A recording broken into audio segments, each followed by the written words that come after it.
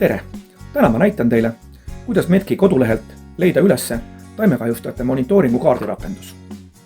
Avage oma telefonis internetibrauser. Ja otsingu aknasse brauseris kirjutage Metk. Ja valige siit õige lehekülg metk.agri.ee ja jõuategi Metki veebiküljele. Selleks, et alamlehtedele ligi pääseda, on ekraani all paremal nurgas väike menüü nupukene selline kriipsudega ja vajutame siia peale ja pääseme edasi alamlehtede juurde. Meil on vaja täna valida siit Metk selgitab taimekasvatus. Ja siit me leiame juba uuest loetelust meile vajaliku lehe taimekahjustajate monitooring. Vajutame jällegi siia peale, avaneb taimekahjustajate monitooringu leht. Siin on vaja natukene scrollida. Algul on sissejuhatus. Monitooringute nupu alt on võimalik vaadata varasemate monitooringute kokkuvõtteid, pillekontaktid, võimalus liituda WhatsApp-grupiga.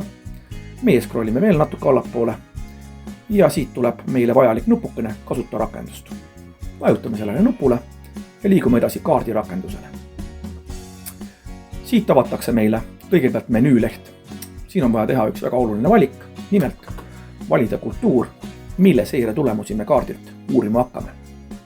Kultuuride loetelu kõrval väike linnukene, valime siia peale. Valin mina näiteks täna põldherne. Scrollime veel natukene allapoole siin menüülehel. Kontrollime, et kuupäevade vahemik oleks õige. Tutvume legendiga. Legend ütleb, kui kaardil on märgitud punane punkt, tõrje on vajalik. Kollase punkti puhul valmistuda tõrjeks ja rohelise punkti puhul tõrje ei ole vajalik. Nüüd on aeg küps, et liikuda edasi kaardile. Selleks leiame siit paremast servast lillat värvi nupukese, kus on peal selline kaardipakk, paberipakk. Igal juhul leiate hõlpsast üles, vajutame siia peale. Ja olemegi kaardil. Siin on siis Eesti kaardil kuvatud seirepunktid erinevate värvidega, nagu ma just rääkisin. Ja võib ka kaarti natuke suumida, et oleks mugavam liikuda. Ja liikuda siin kaardil endale huvitava punkti juurde. Ja selleks, et punkt lahti teha, on vaja lihtsalt vajutada sellele punktile peale. Ja avanebki selle punkti selgitus, kus on siis ära toodud põllu nimi, kultuur, kasvufaas, vaatluse aeg, tõrjevajaduse info, kas on vajalik valmistuda või ei ole tõrje vajalik. Haigusi nii väikses faasis hernepõllud ei ole leitud. Leitud on kahjurid, selleks on kärsakas ja arvukus lausa üks iga taime kohta. Sellepärast siis ka see punkt on punane. Siin allpool on veel üks nupukene, vaata tõrje soovitust. Siia vajutades avaneb nimekiri taimekaitsevahenditest, mis võiksid olla siis kärsaka tõrjumiseks meil registreeritud.